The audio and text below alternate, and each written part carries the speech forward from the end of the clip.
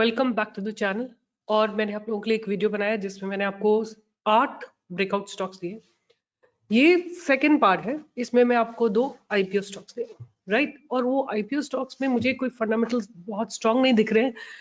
एक स्टॉक में मुझे जो है उनका स्फीयर ऑफ वर्क बहुत अच्छा लग रहा है, दूसरे का भी ठीक है, not bad, but as of now fundamentals मुझे बहुत ज्यादा प्लीजिंग नहीं लग रहे हैं। Yet there are good buildups, अगर बिल्डअप्स अच्छे हैं, अगर अपॉर्चुनिटी है तो हमें मिस आउट नहीं करना चाहिए। जैसे मैं आपको एक एग्जांपल देना चाहती हूँ। एग्जांपल है हुनासा का, राइट। एग्जांपल में जो आपको दे रही हूँ वो हुनासा का है, राइट। बहुत शोर मचा था कि हुनासा के बहुत नेगेटिव फंडामेंटल्स हैं, but after its IPO launch, the stock has moved in the upward direction. From 343, it has made a high of almost like 500, right? Which is almost like 150 points. That means roughly about 40-45% का return दिया है। कभी कभी ऐसा होता है कि अगर फंडामेंटल्स अच्छे ना हो और टेक्निकल अच्छे हो तो शॉर्ट ड्यूरेशन के लिए आप स्विंग ट्रेडिंग कर सकते हो, आप थोड़े समय के लिए इन्वेस्ट कर सकते हो और मोमेंटम का फायदा ले सकते हो, राइट। बट मैं आपको रिपीट कर रही हूँ कि ये मेरी कोई रिकमेंडेशन नहीं है, right. I am just studying the price with you, right? I'm going to study price with you, I'm going to study the company with you, but nowhere it is my recommendation, right? अगर आप entry लेते हैं तो आपको responsibility लेनी पड़ेगी। And I don't want to hear a comment that आपने दिया था, मैंने लिया और गिर गया नीचे। सो मैं स्टडी कर रही हूँ, राइट। चॉइस आपने बनाई है, okay. So do not blame me. And again, as what I feel, that more time you will spend reading price, more time you will spend understanding the volume and the price connection, the more you will be able to fine tune your trading. Okay, so I'm going to start with these 2 stocks which are looking good, but before that I really want to ask you people to give a thumbs up. आपका एक Thums up बहुत important है। आपको लगता होगा क्या फर्क पड़ता है और लोग दे देंगे, नहीं, it doesn't work like that. मैं भी ऐसा सोच सकती हूँ ना कि और एनालिस्ट कोई आपके लिए रिसर्च कर देगा, नहीं, बट मैं सोचती हूँ कि नहीं, मेरी जिम्मेदारी है कि आप लोगों का पैसा बने। जब मैं अपनी जिम्मेदारी को इतने अच्छे से समझती हूँ, आप भी समझिए। I need you people to give me a thumbs up and write a comment, right. जो भी आपको लगता है, आपको कोई इसका फंडामेंटल नहीं समझ में आ रहा है, कुछ भी है, आप पूछ सकते हैं मुझसे। So anyway, let me start sharing my screen, and it's going to be a small video. I'm making it before the market opens so that you can get the good opportunity. I'm making it in the evening, but you will get it early morning, right? So that you can all learn about stock market and really, take an entry.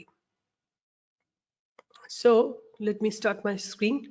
Here is this stock with you that I'm going to be talking about. तो पहला stock जो मैं आपके साथ share कर रही हूँ उसका नाम है ज्योति सीएनसी लिमिटेड, राइट। ये ज्योति सीएनसी लिमिटेड जो है, इसके बारे में let's just study about this particular from the screener.in, right. What does the company do? Jyoti CNC automation 10,000 crore की कंपनी है। ROC is about 10, ROE is negative, return on equity negative है। अगर हम इसके बारे में स्टडी करते हैं तो Jyoti CNC automation is a leading manufacturer of simultaneous 5-axis CNC machines in India with a 10% market share in the country. It has years of experience in designing and manufacturing tools for companies in aerospace, defense, auto components, general engineering, and other industries. With the defense budget, I feel these companies will really do well. You have seen the history, you have seen the smart move in HAL, right? Hindustan Aeronautics. It is in a similar space. Now, the key points are geographical reach. The companies delivered 8,400 CNC machines to 3,500 customers in India, Asia, excluding India. Europe, North America, it supplies to Romania, France, Poland, Belgium, Italy, United Kingdom, and other parts of world. And the client base is basically, अगर हम बात करते हैं तो ISRO, BrahMos Aerospace, Thiruvananthapuram Limited, Turkish Aerospace, Uniparts India Limited, Avtech Limited, Tata Advanced System Limited, Tata Skorsky Aerospace Limited, Bharat Forge Limited, CRI. I mean, they have huge number of client base in India. And इनकी manufacturing capacity की अगर हम बात करें, the company operates 3 manufacturing facilities with 2 situated in Rajkot, Gujarat, and another in Strasbourg, France. And what is written here is that Jyoti CNC automation possesses the capacity to produce 4,400 machines annually in India and 121 machine annually in France. So this is how the company looks. It looks a little multinational also, with their manufacturing in France. Now, अगर हम इनकी बात करते हैं तो debtor days have improved a little bit, and there are some cons. The company has low interest coverage ratio. The company has a low return on equity, and earnings include other income of 53.8 crores. Right? अगर हम इनकी sales देखते हैं September 2023 वाले quarter में तो 510 crores की थी, और प्रॉफिट्स इनके थे 74 करोड़ के, which is about 15% operating profit margins. अगर हम नेट प्रॉफिट की बात करें तो केवल 3 करोड़ थे, because they had to pay a lot of taxes. 68% has gone into the taxes. Profit before tax was, wait a sec, so in 75 operating profit जो था that was 74, इसमें से इन्होंने इंटरेस्ट पे किया है 49 करोड़ का, और डिप्रिसिएशन हुआ है 16 करोड़ का. इनका profit after the taxes, before the taxes only 10 crore, and after the tax it's only 3 crore. I mean, I don't know, I don't think so. This looks a very nice proposition. But anyway, अगर हम sales की बात करते हैं तो जो 2019 में थी सेल्स, वही 2023 में है. इनफैक्ट बीच में एक थोड़ा सा डिक्लाइन भी आया है. ऑपरेटिंग प्रॉफिट्स की अगर हम बात करें तो 92, 732, 73 एंड 97 करोड़. ऑलराइट, अगर हम बात करते हैं कि taxes, I don't know why the taxes are so huge. You know, यहाँ पे 52% है मार्च 2019 में, 2020 में अबाउट 13%, मार्च 21 में 2%, मार्च 22 में -16%, एंड अगेन मार्च 23 में 46%. नाउ ईपीएस की अगर हम बात करते हैं तो बीच में नेगेटिव ईपीएस भी था, बट इस क्वार्टर में मार्च 2023 में एंड ईयर में 4.57 का ईपीएस था. इनफैक्ट अगर हम नेट प्रॉफिट की बात करें तो it is 15 crore in this quarter, and in this financial year, last financial year, but before that 20, 21, 22 में all 3 years it had negative net profit. अगर हम बात करते हैं इनके रिजर्व्स की, सो रिजर्व्स जो है जो 2019 में थे वही रिजर्व्स आज की डेट में है, और जो इनकी बोरोइंग्स थी वो थोड़ा इंक्रीज हो गई है, 821 करोड़ की हो गई है. और अगर हम बात करते हैं कैश फ्रॉम ऑपरेटिंग एक्टिविटी की, तो I don't know why the fundamentals are so bad. You know, like March 2019 में 144 थे कैश फ्रॉम ऑपरेटिंग एक्टिविटी, वो इस साल लास्ट ईयर में 12 करोड़ की आ गए. और अगर हम देखते हैं कि इन्होंने प्रॉफिट्स कैसे जनरेट किए, तो 19 में इनके प्रॉफिट्स थे 145 करोड़, देन थोड़ा थोड़ा डिक्लाइन हुआ है. 22 में 106 करोड़ का था, 23 में 96 करोड़ का है. और एक चीज और नोटिस करने वाली है कि इनकी इन्वेंट्री बहुत ज्यादा खड़ी हुई है, which shows here eight 186 crore, and payables are 118 crores, and they have other WC items which is -63 crores. So overall अगर देखा जाए तो direct taxes are -7 crore, investing activities -32 crores, and cash from financing activities 34 crores. So overall they are getting 14 crores. So you know, like, fundamentals are not very encouraging, definitely not very encouraging. The debtor days have gone down. और अगर हम देखें तो promoters holding is about 62.55%, FIS holding is about 5%, DIS holding is about 4.28%, and public holding is about 28.22%. So overall कोई बहुत encouraging fundamentals नहीं है, but what I understand कि with the finance, with the defense budget, and with the focus on our defense, you know, technology and aerospace technology, maybe the company may benefit from it and they may have some turnaround situation, right? But again, इसका price भी एक बार discuss कर लेते हैं. तो जिस दिन IPO launch हुआ था 16 जनवरी को, ओपन हुआ था 370 पे, and it went till about 443, a huge gain in a single day.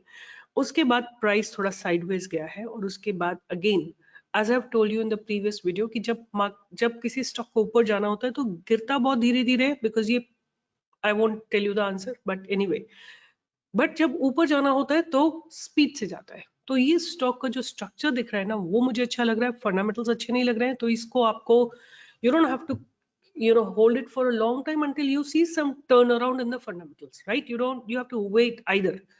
You can wait, you may not enter right away, but अगर हम आज की बात करें तो मुझे क्या लगता है कि स्टॉक में एक क्लियर एंट्री बनती है अब 452, और उसके बाद हमारे टारगेट्स इसमें जो आएंगे 484 के टारगेट आएंगे, विच इज गुड परसेंटेज। उसके बाद 500, 520, 540, 560 ये सारे टारगेट्स आते हुए दिखाई देंगे। बट मेरी बात को ध्यान से सुनिए, market conditions have to be correct. There should not be a free fall in the market, right? अगर मार्केट में फ्री फॉल होगा, बढ़िया से बढ़िया स्टॉक आपको नेगेटिव रिटर्न देगा, चाहे कितना बढ़िया स्टॉक हो वो आपको नेगेटिव रिटर्न देगा। सो मार्केट कंडीशंस को ध्यान में रखिएगा, डू नॉट एंटर, रीटेस्ट का वेट करना, कुछ तो करना, मतलब जिससे आपकी एंट्री सेफ बनी रहे, जिससे आपका छोटी छोटी कैपिटल डिप्लॉय करो, थोड़े दिन मार्केट को देखो कि भाई अगर आप 10 शेयर यहाँ खरीद लो, फिर ऊपर चला गया, फिर नीचे आ गया तो 10 और खरीद लो, like that you can do, right? But don't rush to create huge positions, right? Don't do that. तो कुछ एक इसमें आप प्लान बना सकते हो, क्योंकि प्राइस अच्छा लग रहा है और 10-20% का मूव आपको आराम से आता हुआ दिखाई देगा। मेरा जो नेक्स्ट स्टॉक है वो है India shelter finance corporation, right? ये मेरा नेक्स्ट स्टॉक है और ये भी एक आईपीओ का स्टॉक है। 6000 से ऊपर करोड़ की मार्केट कैप है। P is roughly about 40 and ROC is about 11, ROE is about 13.4, right? कोई प्रो नहीं है, कॉन्स में company has low interest coverage ratio, promoters holding has decreased and company has a low return on equity, right, which is roughly about 12% over last 3 years। इसके अगर हम competitors देखें, because चलो पहले एक काम करते हैं कि देखते हैं कंपनी करती क्या है। तो ये कंपनी बेसिकली जो है, it's incorporated in 1998. India Shelter Finance Corporation Limited is engaged in the business of housing finance. अगर हम business profile की बात करें तो company finances purchase and self construction of residential properties by first time home loan takers through home loans and offers against loan against property, LAP provide करते हैं। And company has an AU, assets under management, of rupees 5,181 crores as of September 2023, and the home loans account for 57.6% AUM, with 70.7% coming from first-time home loan takers. The LAP represent 42.4% of AUM. About 75% of the loan portfolio has a ticket size below 15 lakh. मतलब इनका जो lower income group है, जो maximum जो कि 15 लाख रुपए लेते हैं, 75% लोग ऐसे हैं जो 15 लाख तक का लोन इनसे लेते हैं, और 95% तक के लोग ऐसे हैं जो कि 25 लाख से नीचे का लोन लेते हैं। अगर हम इनकी ज्योग्राफिकल प्रेजेंस की बात करें तो the company has a network of 203 branches spread across 15 states with presence in Rajasthan, Maharashtra, Madhya Pradesh, Karnataka and Gujarat. The company has been able to maintain an average sanction loan to value on portfolio low at 50.9 and 55.1% for home loan and 45.3% for LAP. तो आप इसके details यहाँ पे पढ़ सकते हैं जाके, right? Now basically they are focusing on low and middle income earners. The company's profile serves customers in the low and middle income category of 70.7% of the customers are first time home loan takers. Okay, तो उसके बाद इन्होंने जो IPO निकाला था, the intent to raise IPO through the of which 800 crores is a fresh issue that will be utilized to meet the future capital requirement towards lending and general corporate purpose. तो ये लोग basically इन्होंने जो IPO निकाला है, इससे ये आगे लेंडिंग करेंगे लोगों को। अब बात करते हैं इनके कॉम्पिटिटर्स कौन कौन से हैं। तो हुडको, LIC housing, PNB housing, Aptus value housing, Aavas financiers, Can Fin housing, India bull housing, India shell, ये सब इनके कॉम्पिटिटर्स हैं। अगर हम बात करते हैं कि इनकी सेल्स में क्या है, तो जुलाई 23 में थी 182 करोड़ एंड सितंबर 23 में थोड़ा सा इनका 10% का मूवमेंट आया और 204 करोड़ की। अगर हम उनके ऑपरेटिंग प्रॉफिट मार्जिन देखते हैं, very attractive then Jyoti CNC। Operating profit margins are roughly at about 70%, and I'm sure there are some polishing that may be done before the IPO launch. So we cannot completely trust the fundamentals that we see out here.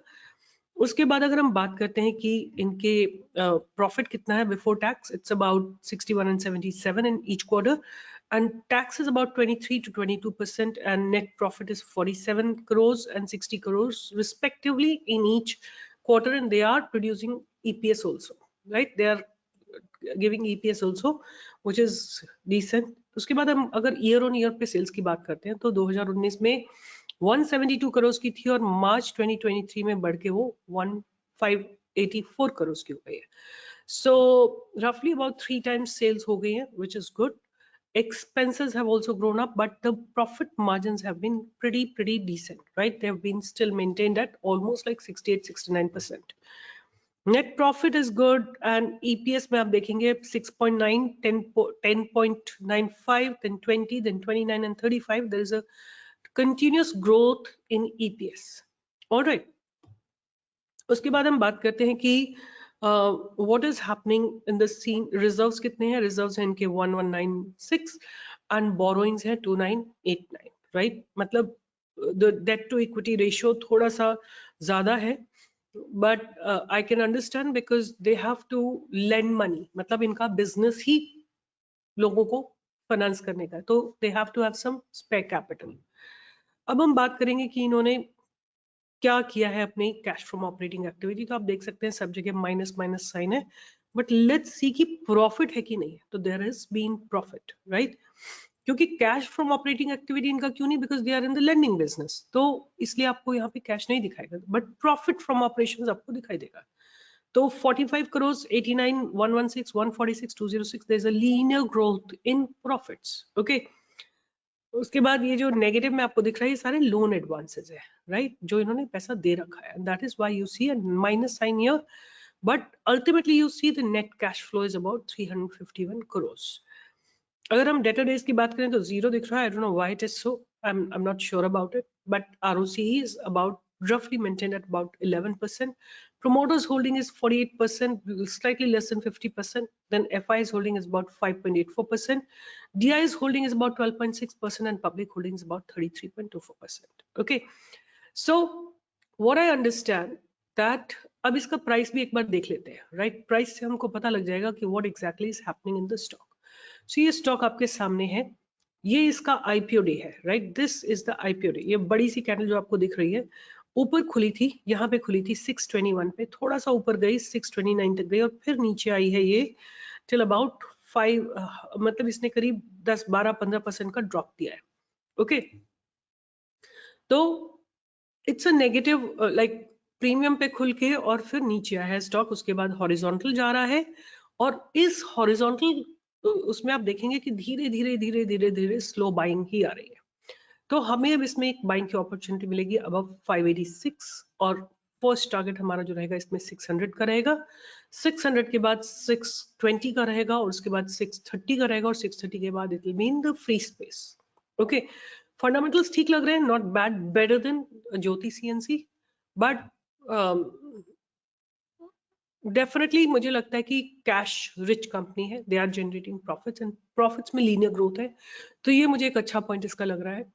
और again ये price जो है, there is a very strong support formed at 520. तो ये support बन रहा है, हमें बाइंग की अपॉर्चुनिटी मिलती है 586. अगर ये इस रेंज में कहीं आता है, आप थोड़ा और एक्यूमुलेट कर सकते हैं, ट्रेडिंग प्लान बना सकते हैं, अपनी रिसर्च कर सकते हैं, अपने ग्रुप में लोगों से पूछ सकते हैं, आपस में मिलके फाइनेंसेस डिस्कस कर सकते हो, इसके बारे में जो डेटा निकाल सकते हो वो निकालो, और अपनी एक राय बनाओ, एक ओपिनियन बनाओ, और कमेंट बॉक्स में लिखो कि which one do you find better, right? अगर आपको इन्वेस्ट करना हो पर्सनल पैसा, तो कौन सा आपको अच्छा लगता है, right? Let's have collective wisdom, let's have collective decision, let's earn together. Okay, so this is what I have found, and I have seen a lot of money is getting deployed in this particular stock, which is India Shelter. So those stocks मैंने आपके साथ discuss किए हैं, ज्योति CNC and India Shelter. Please keep them on radar. Choice is yours. Which one do you want to enter? When do you want to enter? What quantity you want to deploy? How do you manage your risk? How do you manage your trade? How do you manage your money? Is your responsibility. My responsibility is to find where good build-ups are happening, good technical setup is getting formed.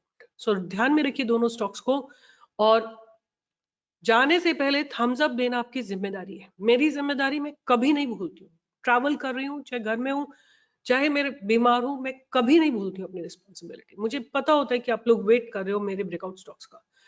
Again I will be for the next 2-3 months. I'm not going to move anywhere until you people make good money.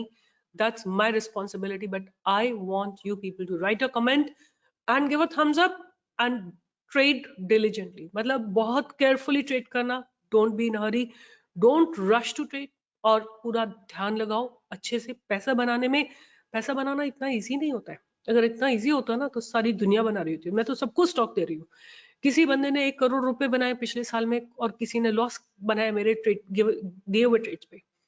एक तो आपको trust करना पड़ेगा, दूसरा आपको money manage करना पड़ेगा, risk manage करना पड़ेगा, ट्रेड मैनेज करना पड़ेगा। With this, I'll be signing off.